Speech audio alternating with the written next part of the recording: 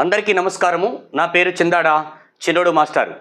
ఈరోజు మనం ఈ తరగతిలో 2025 టెట్లో ఇచ్చినటువంటి 30 ప్రశ్నలను 30/30 ఎలాగ మనం మార్కులు తెచ్చుకోవాలనేది మీకు ఈ తరగతిలో బోధిస్తాను.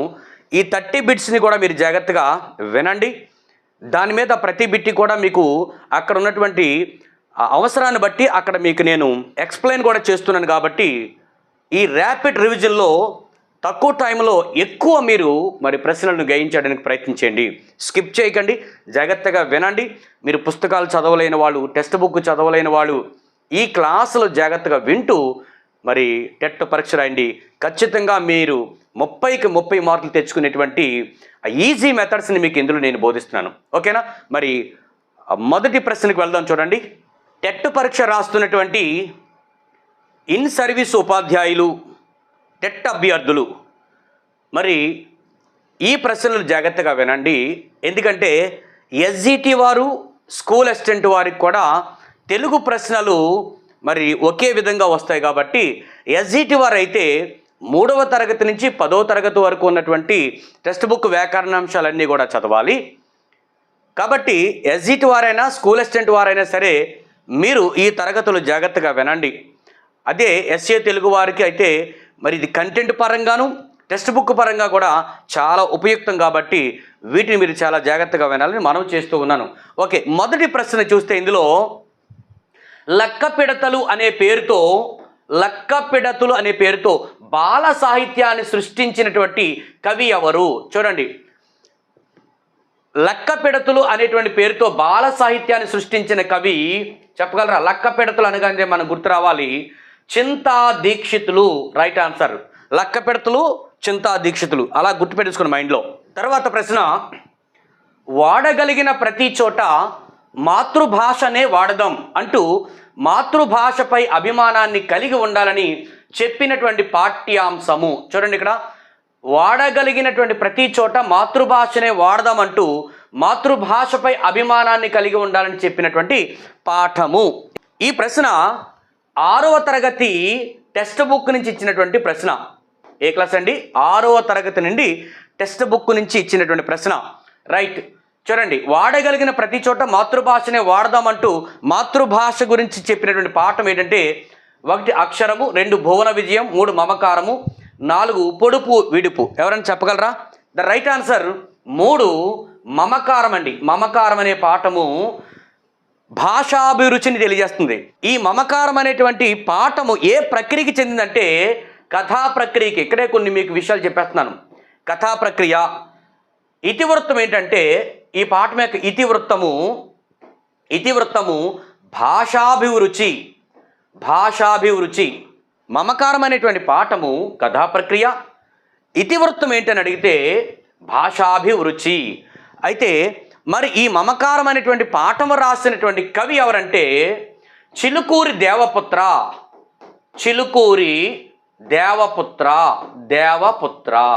గమనించాలి. సో ఈ 3 అంశాలు గుర్తించాలి. నేను ఎస్జిటి వారికి అలాగే స్కూల్ అసిస్టెంట్ వారికి ఇక్కడ ఒక చిన్న పాయింట్ ఏంటంటే మీరు టెక్స్ట్ బుక్ ముందు విషయ సూచిక ఉంటుంది. ఆ విషయ సూచికని మీరు కంఠస్థం చేయండి సార్. అక్కడ ఏంటి ఉంటుందంటే పాఠం పేరు, ప్రక్రియ, ఇతివృత్తము, కవి. సో ఒక్కొక్క టెక్స్ట్ బుక్లో సుమారు అప్ టు 12 పాఠాల వరకు ఉంటాయి.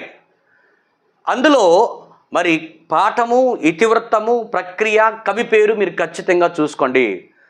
1 గంట మీరు దాన్ని కేటాయిస్తే ఈజీగా అయిపోతాయి. ఏ పేపర్లు ఇచ్చినా సరే అందులోంచి ఒక బిట్ వస్తుంది. చూడండి, అందుకని నేను మీకు ఇక్కడ దానికి ఎగ్జాంపుల్ చెప్పాను. మమకారం అనే పాఠము కథా ప్రక్రియ, అది కూడా తెలుసుకుంటే నెక్స్ట్ పేపర్లు ఇచ్చినా మీకు ఇబ్బంది ఉండదు. ఇతివృత్తం ఏంటంటే భాషాభిరుచి. రాసినటువంటి కవి ఎవరంటే చిలుకూరి దేవపుత్ర. అలా మీరు అక్షరం అనేది, భువన విజయం అనేది కూడా, పొడుపు విడుపు అనేది కూడా మీరు నేర్చేసుకోవాలి. తర్వాత ప్రశ్న, కథా ప్రక్రియకి చెందిన పాఠ్యాంశము. ఇప్పుడే చెప్పుకున్నాం. ఖచ్చితంగా ఆ పాఠము ఏ ప్రక్రియకి చెందినది గమనించాలి సార్. అందరూ కూడా ఖచ్చితంగా ప్రక్రియ అడుగుతాడు. అదే ప్రక్రియ అంటే కథా ప్రక్రియ, నవలా ప్రక్రియ, వ్యాసమా, లేఖ, పద్యమా, గద్యమా, ఇలాంటి ప్రక్రియలు అడుగుతాడు. కాబట్టి చూడండి, ఈ యొక్క 4 ఆప్షన్లో కథా ప్రక్రియకు చెందినటువంటి పాఠం ఏంటి అని అడిగాడు. సో సమయస్ఫూర్తి, ఆతిథ్యము, మంచి బహుమతి, గాంధీ, మహాత్ముడు. ఓకేనా? ఇక్కడ మనం చూస్తే కథా ప్రక్రియకి చెందినటువంటి పాఠం ఏదంటే ద రైట్ ఆన్సర్ 1 సమయస్ఫూర్తి. ఈ సమయస్ఫూర్తి అనేది ప్రక్రియ ఏంటండి? కథా ప్రక్రియ. ఇతివృత్తం ఏంటని అడిగితే ఇతివృత్తం కూడా సమయస్ఫూర్తే. సో ఇతివృత్తం కూడా సమయస్ఫూర్తే. మరి ఈ సమయస్ఫూర్తి అనేటువంటి పాఠము రాసినటువంటి కవి ఎవరంటే కందుకూరి వీరేశలింగం గారు సార్. కందుకూరి వీరేశలింగం గారు. సో ఈ ప్రశ్న 6వ తరగతి టెక్స్ట్ బుక్ నుంచి ఇవ్వడం జరిగింది. అందుకని ఎస్జిటి వారైనా సరే, స్కూల్ అసిస్టెంట్ వారైనా సరే మరి ఈ యొక్క టెక్స్ట్ బుక్ని బాగా చదవాలి. ఇంకా ఎస్జిటి వారు అయితే 3వ తరగతి నుంచి చదువుకుంటూ రావాలి. ఓకేనా? స్కూల్ అసిస్టెంట్ వారు 6వ తరగతి నుండి 10వ తరగతి వరకు వచ్చినటువంటి టెక్స్ట్ బుక్లు చదివితే సరిపోదు. ఈ యొక్క తేడాని మీరు గమనించాలి. ఓకేనా? రైట్. తర్వాత ప్రశ్న చూడండి. ఇక్కడ ఒక పద్యం ఇచ్చాడు. ఆ పద్యంలో ఈ మాటలు వీరు వీరితో అన్నారు అన్నటువంటి ప్రశ్న చూడండి. ఒకసారి నేను చదువుతాను. ఓయన్న డసినాడవు, ఓయన్న డసినాడవు, మా ఇంటికి నతిదివై మసలక నీకున్. ఓ అన్నా, డస్సినాడు అంటే అలసిపోయినావు. ఓ అన్నా, అలసిపోయినావు, మా ఇంటికి అతిథివై వచ్చావు కాబట్టి నీవు మా ఇంటికి అతిథిగా వచ్చావు కాబట్టి మేము నిన్ను ఆతిథ్యం ఇచ్చి గౌరవించాలి అని ఈ మాటలు ఎవరితో అన్నారు. చూసారా? మన ఇంటికి ఎవరైనా అతిథులు వస్తే వారు ఎంతో ప్రయాణం చేసి మన ఇంటికి వస్తారు, అలసిపోతారు. అప్పుడు వారికి మనం ఏం చేస్తామంటే ఆతిథ్యం ఇచ్చి మరి అతిథి మర్యాద చేస్తాం. కాబట్టి ఓయన్న డస్సినాడవు, మా ఇంటికి నతిదివైతి మసలక నీకున్. ఈ మాటలు వీరితో అన్నారు. గమనించాలి, వీరితో అన్నారు. పావురము వేటగానితో, శకుంతల దుష్యంతునితో, గబ్బిలము కవితో, త్రిజట సీతాదేవితో. సో ఇంతకీ ఈ యొక్క ప్రశ్న ఏ తరగతిలోంచి ఇవ్వడం జరిగిందంటే ఈ ప్రశ్న 8వ తరగతి తెలుగు టెక్స్ట్ బుక్ నుంచి ఇవ్వడం జరిగింది. 8వ తరగతి. 8వ తరగతిలో మరి ఏ పాఠంలో వచ్చిందంటే పావురము వేటగానితో చెప్పడం జరిగింది. ఈ ఆన్సర్ ఇది. ముందుగా మీరు ఆన్సర్ కూడా నేర్చేసుకుంటే దీనికి వివరణ ఇస్తాను. ఆ పాఠం కూడా మీకు క్లుప్తంగా చెప్పేస్తాను. కాబట్టి ఈ మాటలు ఎవరెవరితో అన్నారండి? పావురము వేటగానితో అంటది. ఆ కథ మనకు తెలుసు. పాఠం పేరు ఆతిథ్యం. ఓకేనా? సో ఆతిథ్యం అనే పాఠంలో పావురము వేటగానితో అనడం జరుగుతుంది. మరి ఆతిథ్యం అనే పాఠము ప్రక్రియ ఏంటని అడుగుతాడు. ప్రక్రియ గమనించాలి. ఇతిహాసము. ప్రక్రియ ఏంటండి? ఇతిహాసం. రామాయణ మహాభారతాలను ఇతిహాసం అంటారు. సో ఇతిహాసము. ఇతివృత్తం ఏంటి చెప్పగలరా? అతిథి మర్యాద. గుర్తుపెట్టుకోండి, అతిథి మర్యాద. మరి ఆతిథ్యం అనేటువంటి పాఠం రాసిన కవి ఎవరంటే తిక్కన సోమయాజి. ఓకేనండి, తిక్కన గారు. కాబట్టి ఇలా మనం ఒక ప్రశ్న ఇచ్చినప్పుడు దాన్ని అక్కడే చదివేసుకుంటే నెక్స్ట్ నీకు ఎలాంటి ప్రశ్న ఇచ్చినా సరే ఈజీగా అర్థమవుతుంది. ఓకేనా? కాబట్టి పావురము వేటగానితో ఈ మాటలు అన్నది. తర్వాత ప్రశ్న, కింది పదాలను వాటి అర్థాలతో జతపరచండి. ఇక్కడ పదజాలం ఇచ్చాడు, అర్థాలు. కాబట్టి వీటిని జతపరచమన్నాడు. చూడండి, ఇక్కడ ఇటువైపు ఆ ఈ యా రా లా వా స్వాంతము, కూరిమి, కోటీరము, ఉదకము. ఓకేనా? స్వాంతం అంటే అర్థం చెప్పండి క్విక్గా, త్వరగా. స్వాంతం అంటే హృదయము. కూరిమి అంటే స్నేహం. కోటీరము అంటే కిరీటం. ఉదకం అంటే నీరు. ఓకేనా? దీన్ని బట్టి మనం ఇక్కడ ఆన్సర్ చెప్పేసుకోవచ్చు. సో మనం ఇలా జతపరిచాం కాబట్టి దాన్ని బట్టి మనం ఇక్కడ ఆన్సరు 4 వస్తుంది సార్. 4. ఓకేనా? Right answer 4. నెక్స్ట్ ప్రశ్న, తరిగొండ వెంగమాంబ రచన ఏది? తరిగొండ వెంగమాంబ రాసినటువంటి రచన 1 రాజయోగసారం, 2 సుభద్రా కళ్యాణం, 3 రఘునాథాభ్యుదయం, 4 సుఖ సప్తతి.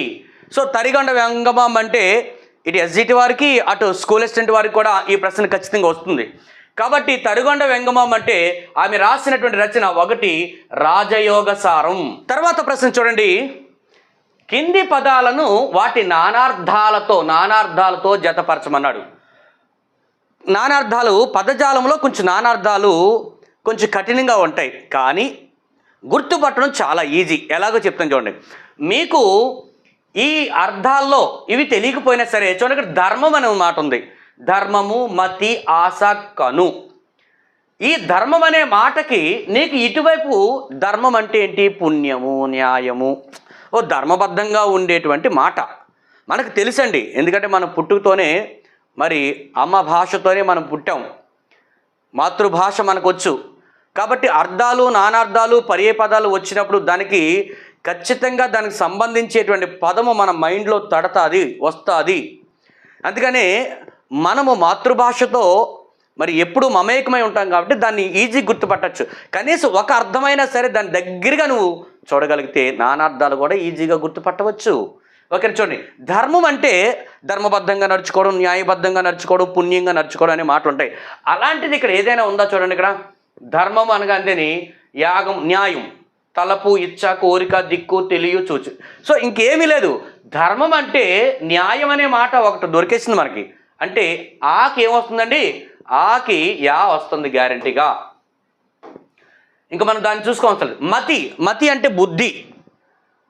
కాబట్టి ఇక్కడ మతి అనే మాటకి, మతి అనే దానికి ఇచ్చ, తలపు ఒకటి తెలిసినా చాలు మనకి. రెండోది దానికి ఖచ్చితంగా అదే అవుతుంది. అంటే కూడా రెండోది ఆ ఉంది, ఆకి రా. తర్వాత ఆశ, నాకు ఏ ఆశలు లేవు, నాకు ఏ కోరికలు లేవు అంటాం. చూడండి, ఆశ అనే మాట చూస్తే ఇగో డైరెక్ట్గా కోరిక, దిక్కు. సో రెండోది ఏంటండి? ఈకి లా. ఇంకేముంది? కను అంటే కనుట అంటే చూచుట. ఇగో చూచు అనే మాట ఉంది, తెలియు. ఈకి వా, ఈకి వా. ఇక్కడ సింపుల్గా అభ్యర్థులు ఎక్కువగా ఆలోచిస్తే ఇలాంటి దాంట్లో తప్పు చేస్తారు, గమనించండి. ఎందుకంటే డైరెక్ట్గా ఇస్తాడు. ధర్మము, యాగం, న్యాయం, మతి, తలపు, ఇచ్చ, ఆశ, కోరిక, దిక్కు, కను, తెలియ, చూచు. సో ఇంత ఈజీగా ఉంది. కొంతమంది ఎక్కువగా ఆలోచించి ఇలాగా జతపరిచి తప్పు చేస్తారు. చూసారా? అంటే అభ్యర్థుల్ని కన్ఫ్యూజ్ చేయడం కోసం కూడా ఈజీగా ఇచ్చేసాడు బిట్టు. ఆ ఈజీగా ఇచ్చిన బిట్టిని మనం కష్టంగా ఫీల్ అయ్యి తప్పు చేయడం జరుగుతుంది. అందుకనే పేపర్ రాస్తున్నప్పుడు చాలా ఏకాగ్రతతో పేపర్ రాయాలి సార్. ఓకేనా? రైట్. ఎందుకంటే మీరు చాలా కాలంగా చదువుతారు. సంవత్సరం బట్టి, 6 నెలలు బట్టి, 2 నెలలు బట్టి మీరు చదువుతారు. ఆ చదివిందంతా అక్కడ ఆ 2.5 గంటల్లో మీరు దాన్ని మరి పూర్తి చేయాలి. అందుకని ఇన్ని వందల వేల గంటలు చదివి ఆ 2-3 గంటలు మీరు అక్కడ మీ యొక్క మైండ్ని సరిగ్గా పెట్టుకోకపోతే, ఏ మాత్రం నిర్లక్ష్యంగా పెట్టినా సరే బిట్టు తప్పెడతావు. అందుకని జీవితం అంతా అక్కడే ఉందని ఆ 2-3 గంటలు ఇదే నా బ్రతుకని దాని మీద బుర్ర జాగ్రత్తగా పెట్టాలి. ఏమి ఆలోచించకూడదు. పరీక్ష రాస్తున్నప్పుడు నీ చుట్టూ ఏం జరిగినా, ఇంటికాడ ఏం జరిగినా, నీ మైండ్లోకి ఏమి ఇచ్చినా అన్నీ పక్కన పెట్టి ఆ 2-3 గంటల పేపర్ మీద పెట్టు. ఓకేనా? తర్వాత ప్రశ్న చూద్దాం. చూడండి. పవని నిర్మల ప్రభావతి గారి రచనల గురించి సత్యమైనటువంటి వాక్యాన్ని ఇక్కడ గుర్తించమన్నాడు. పవని నిర్మల ప్రభావతి గారి రచనల గురించి సత్యమైనది అంటే కరెక్ట్ అయినది చెప్పమన్నాడు. ఓకే, మరి ఇంతకీ ఈ ప్రశ్న ఏ పాఠంలో నుంచి, ఏ తరగతిలో నుంచి అంటే చూద్దాం. పవని నిర్మల ప్రభావతి గారు ఈ పాఠము పేరేంటంటే, ఆమె రాసిన పాఠము మాతృభూమి సార్. మాతృభూమి అనేటువంటి పాఠం రాస్తుంది. ఏ తరగతిలోనూ? ఇది 8వ తరగతి టెక్స్ట్ బుక్ నుంచి ఇచ్చినటువంటి ప్రశ్న అండి. చూడండి ఎంత మరి ఎస్జిటి వారికైనా, స్కూల్ అసిస్టెంట్ వారికైనా సరే మీరు 30కి 30 మార్కులు తెచ్చుకోవాలంటే టెక్స్ట్ బుక్స్నే ఫాలో అవ్వండి. ప్రక్రియ ఏంటి? మాతృభూమి అనే పాఠము ప్రక్రియ అడుగుతాడు. ప్రక్రియ ఏంటంటే కథానిక. దేశభక్తి ఇతివృత్తము, దేశభక్తి కుటుంబ విలువలు, కుటుంబ విలువలు ఏంటిది? ఇతివృత్తం. సో పవని నిర్మల ప్రభావతి గారు రాసినటువంటి పాఠం పేరు గుర్తుపెట్టుకోవాలి. మాతృభూమి ఏ ప్రక్రియకి చెందింది అంటే కథానిక. ఇది ఇతివృత్తం ఏంటంటే దేశభక్తి, కుటుంబ విలువలు. సో ఇక్కడ మనకి ఏమి ఇచ్చాడంటే ఆమె రాసినటువంటి రచనలు ఇచ్చాడు. చూడండి, మీకు ఇక్కడ వాటికి కూడా వివరణ ఇస్తాను. ఒకటి శాపగ్రస్తులు, రాలిన పువ్వులు, నవలలు అన్నాడు. అంటే ఆమె రాసినటువంటి రచనలు అది ఏ ప్రక్రియ చెందింది. తర్వాత అనాథ, ఎదలో ముళ్ళు నాటకాలు, ఉదయ కిరణాలు, హంస విజయం కథలు, కిరీటధారిణి, నాగరికత నవ్వుతోంది, వ్యాస సంకలనం. ఇవి మరి ఆ యొక్క రచయిత గురించి చదవాలి. ఒకవేళ మీరు చదవలేకపోయినా సరే నేను చెప్తున్నాను కాబట్టి పూర్తిగా వీటిని వినాలి. ఓకే, చూద్దాం. ఇప్పుడు సత్యమైనటువంటి వాక్యం ఇందులో ఒకటి ఉంటుంది, అదేంటో గమనించాలి. ద రైట్ ఆన్సర్ మీరు శాపగ్రస్తులు, రాలిన పూలు అనేవి నవలలు సార్. చూడండి, బిట్టు కొంచెం డెప్త్గా అడిగినట్లే ఇది. ఎందుకంటే పవన నిర్మల ప్రభావతి గారి రచన చదువుతాం, శాపగ్రస్తులు, రాలిన పూలని చదువుతాం, కానీ అది ఏ ప్రక్రియ, నవలల, కథల, వ్యాసం అనేది కొంచెం మర్చిపోతాం. అందుకని వీటి మీద కొంచెం దృష్టి పెట్టండి. ఓకేనా? శాపగ్రస్తులు, రాలిన పూలు అనేవి ఏంటంటే సార్ నవలలు. ఈమె సుమారు ఒక 17 నవలలు రాస్తారు, గుర్తుపెట్టుకోండి. పవని నిర్మల ప్రభావతి గారు మొత్తం ఎన్ని నవలలు రాశారని అడిగితే 17 నవలలు. 17 నవలలు. ఇది బిట్టే టెక్స్ట్ బుక్లో ఇదే. అయితే ఇక్కడ మనకి ఆ టెక్స్ట్ బుక్లో ఆమె రాసినటువంటి నవలలు 3 ఇచ్చాడు, ఇక్కడ మనకు 2 ఇచ్చాడు. ఇంకొక నవల ఉంది, ఆ నవల ఏంటంటే చూడండి, ఇక్కడ ఉదయ కిరణాలు అనేది కూడా నవలే. ఉదయ కిరణాలు, ఉదయ కిరణాలు. సో ఆమె మనకు టెక్స్ట్ బుక్లో 3 నవలు ఇచ్చారు. శాపగ్రస్తులు, రాలిన పువ్వులు, ఉదయ కిరణాలు అనేవి మరి నిర్మల ప్రభావతి గారు రాసినటువంటి నవలలండి. మరి ఇందులో ఇంకేమైనా ఉన్నాయంటే అది ఉంది, చూడండి. అనాథ, ఎదలో ముళ్ళు అనేటువంటివి ఆమె రచనలే, కానీ ఇక్కడ నాటకాలను ఇచ్చాడు, కానీ నాటకాలు కాదు. అనాథ, ఎదలో ముళ్ళు అనేవి నిర్మల ప్రభావతి గారు కథా సంపుటాలు, కథా సంపుటాలు, కథా సంపుటాలు. గుర్తుపెట్టుకోండి. సో ఎంతకంటే డెప్త్గా ఆ రచయిత గురించి ఇంకేం అడగడు, వీటిని గుర్తుపెట్టుకోండి. ఏంటి సార్ దీని ప్రకారంగా ఆన్సర్ ఏంటండి? శాపగ్రస్తులు, రాలిన పువ్వులు. తర్వాత పిల్లల స్వభావం ఇతివృత్తంగా కలిగినటువంటి పాఠం ఏది? చూడండి, ఇక్కడ పిల్లల స్వభావము ఇతివృత్తంగా కలిగిన పాఠం ఏంటంటే ఒకటి గోపాల్ తెలివి, మంచి బాలుడు, సాయము, పరివర్తన. ద రైట్ ఆన్సరు 4 అండి. 4 పరివర్తన. ఈ పరివర్తన అనేటువంటిది ప్రక్రియ ఏంటంటే కథా ప్రక్రియ. సో దీనిని రాసినటువంటి కవి ఎవరంటే వెంకట పార్వతీశ కవులండి. వెంకట పార్వతీశ కవులు, పార్వతీశ కవులు. ఇది గమనించుకోవాలి. ఓకేనా? రైట్. తర్వాత మనకి వర్ణమాల మీద ఒక ప్రశ్న ఇచ్చాడు. చూడండి, ఇక్కడ చాలా సింపుల్ బిట్టు. కా అనేటువంటి అక్షరం అంటే మనకి కా అనేటువంటి అక్షరాన్ని ఇచ్చి అనునది అన్నాడు. అంటే కా అంటే దీంట్లో దేనికి చెందుతుంది. సో వర్ణమాల మీద చాలా చక్కని బిట్టు, చాలా సులువైన బిట్టు, అందరికీ వచ్చేస్తుంది. ఆ సరళము, ఆ కంఠ్యము, ఈ అంతస్తము, ఈ పరుషము. దీనికి మళ్ళీ ఆ ఈ సత్యాలు, ఆ ఈ సత్యాలు, ఆ ఈ సత్యాలు, ఈ సత్యాలు అన్నాడు. సో ఏమీ లేదు. చూడండి, మనకి తెలుగు భాషలో ఉన్నటువంటి ఆంధ్ర భాషకు వర్ణముల సంఖ్య ఎంత సార్? చూడండి, ఆంధ్ర భాషకు వర్ణముల సంఖ్య చెప్పాలి 56. ఇక్కడ మీకు చిన్న మరి క్లారిఫికేషన్ ఇచ్చేస్తాను. అందులో అచ్చులు ఎన్ని అని అడిగితే అచ్చులు చెప్పండి 16. హల్లులు, హల్లులు 37. ఉభయాక్షరాలు, ఉభయాక్షరాలు 3. మొత్తము 56 అక్షరాలు. ఇందులో హల్లుల్లో మనం కవర్గము, చవర్గము, టవర్గము, తవర్గము, పవర్గము అని చెప్తాం. సో ఇలా మనకి 37 హల్లులు ఉంటాయి. అందులో ఒక్కొక్క దానికి మనం వర్గాలు ఇస్తాం. కా వర్గము, చా వర్గము, టా వర్గము, తా వర్గము. ఓకేనండి? అయితే ఇప్పుడు కా అనేది మనకి ఏ వర్గానికి చెందుతుందంటే కంఠ్యాలు అంటాం. అంటే మనకి వర్ణోత్పత్తి స్థానమును బట్టి వర్ణములను 9 రకాలుగా విభజించారు. వర్ణోత్పత్తి స్థానమును బట్టి వర్ణములు మనకి 9 రకాలుగా ఉంటాయి. అందులో మొదటిది కంఠ్యాలు, తాళవ్యాలు, మూర్ధన్యాలు, దంత్యాలు, ఓష్ట్యాలు, ఇలా మనం అనునాసికాలు ఇవి చెప్పుకుంటాం. అందులో కా అనేది ఏ వర్గానికి చెందుతుంది అంటే కంఠ్యము అనేటువంటి వర్గానికి చెందుతుంది. కంఠ్యము మీకు అంటే ముందు ఒక్కొక్క దానికి మీకు ఈజీగా చెప్పడానికి ప్రయత్నం చేస్తున్నాను. అయితే ఇప్పుడు మనకి కచడ తపాలు అంటాం. క, చ, ట, త, ప. గా జా డా దా బా గజడ తపలు. సో ఈ కచడి తపలను ఏమంటారంటే ఏంటి సార్? కచడి తపలను పరుషాలు అంటారు. పరుషాలు, ఇది కూడా బిట్టు చాలా చాలా ఇంపార్టెంట్. గజడ తపలను ఏమంటారు ఏంటి సార్? పరుషాలు అయితే అవి సరళాలు. సరళాలు, పరుషాలు, సరళాలు. ఇప్పుడు మనకి కా అనేది ఏ వర్గంలో ఉంది? కా అనేది పరుషాలు వర్గంలో ఉంది. అంటే ఇక్కడ మనకి సరళమా మరి పరుషమా అంటే ఏమొస్తుంది సార్? ఇక్కడ మరి పరుషం వస్తుంది. ఇప్పుడు మనకి ప్రధానంగా ఆన్సర్ ఏమవుతుంది? ఇది, ఇది. సో ఇక్కడ మనం ఆన్సర్ చూద్దాం. ఆ ఈ, ఆ ఈ ఎక్కడ చూసుకోండి. దీంట్లో ఆ రెండవ ఈ. So the right answer 3.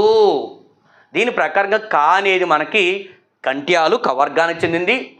అందుకనే పరుషాలు అనేటువంటి వర్గానికి చెందింది కాబట్టి మనం కంట్యము తీసుకుంటాం, పరుషం తీసుకుంటాం. ఆ ఈ అనేది మనకి 3వ దాంట్లో ఆన్సర్గా మరి చెప్పడం జరిగింది. సో దీని మీద మీరు నేను పూర్తి వీడియోని కూడా ఈ వర్ణోత్పత్తి స్థానాల గురించి కూడా మీకు మరి వీడియో యూట్యూబ్లో ఉంది, అది కూడా మీరు చూడాలని మనం చేస్తున్నాను. మొత్తం వచ్చేస్తుంది అప్పుడు మీకు. ఇక్కడ చూడండి, పచ్చని పెట్టెలో విచ్చుకుంటుంది. పచ్చని పెట్టెలో విచ్చుకుంటుంది, తెచ్చుకోబోతే గుచ్చుకుంటుంది. పచ్చని పెట్టెలో ఉంటుందంట, తెచ్చుకోబోతే గుచ్చుకుంటుంది. ఏంటది? పల్లేరుకాయ, పత్తికాయ, అత్తిపండు, మొగలి పువ్వు. చెప్పగలరా? ద రైట్ ఆన్సర్ మొగలి పువ్వు. Right answer. పచ్చని పెట్టెలో చక్కగా విచ్చుకుంటుంది. విచ్చుకునేది మరి పువ్వులే కాబట్టి అది తెచ్చుకోబోతే దాని కింద ఉన్నటువంటి ముళ్ళు గుచ్చుకుంటాయి కాబట్టి అది ఏంటంటే మొగలి పువ్వు అనేటువంటిది రైట్ ఆన్సర్. తర్వాత ప్రశ్న చూడండి. అతను అన్నం తిని బడికి వెళ్ళాడు. ఈ వాక్యం ఏమిటి అని అడిగాడు. చూడండి, ఇక్కడ అతను అన్నం తిని బడికి వెళ్ళాడు. దీంట్లో 4 ఆప్షన్లు ఇచ్చాడు. దానికి మళ్ళీ ఎడిషనల్గా మళ్ళీ ఆప్షన్లు ఇవ్వడం జరిగింది. ఆ భూతకాలిక అసమాపక్రియ కలిగిన వాక్యము, ఆ సంశ్లిష్ట వాక్యము, ఈ సంయుక్త వాక్యము, ఈ వర్తమానకాలిక అసమాపక క్రియ కలిగినటువంటి వాక్యము. ఓకే, చూడండి, ఇక్కడ అతను అన్నం తిని అనేది ఇక్కడ ఒక వాక్యము, కామ పెట్టాడు, ఇది అసమాపక్రియ వాక్యం. బడికి వెళ్ళాడనేది సమాపక్రియ వాక్యం. దీన్ని గమనిస్తే అనేక అసమాపక క్రియలతో కలిగి ఒక సమాపక క్రియ కలిగినటువంటి వాక్యాన్ని ఏమంటారంటే సంశ్లిష్ట వాక్యం అంటారు. అంటే అనేకమైనటువంటి సమాపక క్రియలు కలిగి చివరిలో ఒక సమాపక క్రియ కలిగిన వాక్యాన్ని సంశ్లిష్ట వాక్యం అంటారు. ఓకే, అది కూడా రైటే. మరి సంశ్లిష్ట వాక్యం ఉందా అంటే ఇక్కడ ఉంది, రైట్. ఇప్పుడు అతను అన్నము తిని అని ఇక్కడ వరకు తీసుకుంటే, ఇంతవరకు తీసుకుంటే దీనిని భూతకాలిక అసమాపక క్రియ కలిగిన వాక్యం అని కూడా చెప్తారు. సో దీని ప్రకారంగా భూతకాలిక అసమాపక క్రియ కలిగినటువంటి వాక్యాన్ని ఏమంటారంటే మరి క్వార్ధకము అంటారు. క్వార్ధకం, గమనించాలి. భూతకాలిక అసమాపక క్రియ కలిగిన వాక్యాన్ని క్వార్ధకం అంటారు. చూడండి, ఇక్కడ దీనికి నిర్వచనం క్వార్ధకం అంటే భూతకాలిక అసమాపక క్రియ కలిగిన వాక్యము. అది ఎలా ఉంటుందంటే అతను అన్నము తిని, ఇక్కడ భూతకాలంలో అసమాపకంగా ఉండిపోయింది, దీన్ని పక్కన పెట్టండి. అతను అన్నం తిని, ఎప్పుడు తిని అంటే తినేసాడు, భూతకాలంలో ఇది అసమాపక క్రియగా ఉండిపోయింది. తిని అనేది తినిలో అచ్చేడు చెప్పండి, ఇన్ ప్లస్ ఈ నీ అయింది. అంటే నీలో అచ్చు ఈ అనేది ప్రత్యయము, ఈ ప్రత్యయం కలిగింది ఏంటండి క్వార్ధకం. ఓకేనా? అందుకనే ఈ ప్రత్యయం కలిగింది క్వార్ధకం కాబట్టి ఇది భూతకాలిక అసమాపక్రియ, ఇది జరుగుతుంది.